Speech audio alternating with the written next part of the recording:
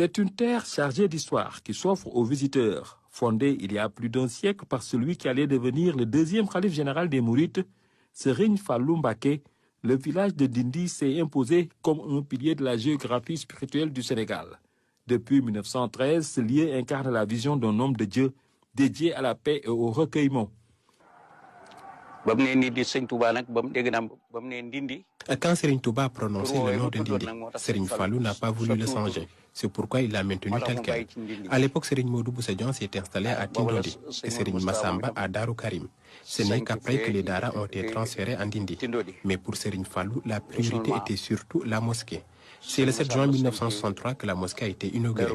Je me souviens que le premier ministre nigérien, Ahmadou Bello, y a participé et a recueilli les prières du khalife. Loin d'être un simple village, Ndindy est avant tout une école de vie. Dans ce sanctuaire, le travail et la prière se conjuguent au quotidien, offrant aux disciples un cadre idéal pour l'élévation de l'âme. On dit souvent Ndindy Abdou Khayta Ndiaye, comme si c'était le vrai nom du village.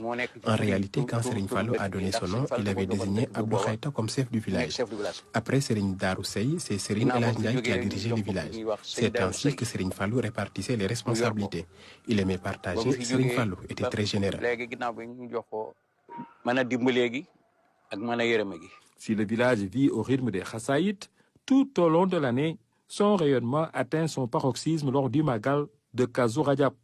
Cet événement qui commémore la naissance de Serigne Fallou Mbacké transforme Ndindy en un immense centre de convergence.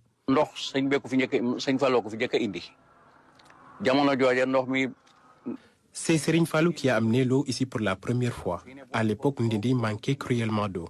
Le village n'était pas aussi vaste qu'aujourd'hui. Nous avons un poste de santé installé par Serigne Modou Bousso Dieng.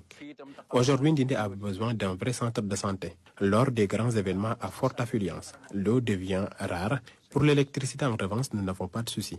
Presque tous les quartiers en disposent désormais. Plus de 100 ans après sa création, Ndindy conserve son authenticité. Le village continue de briller par sa sobriété et sa profondeur. Ndindy reste ce village miroir où l'on vient chercher, à l'ombre de l'œuvre de Serigne Fallou, les clés d'une paix intérieure durable.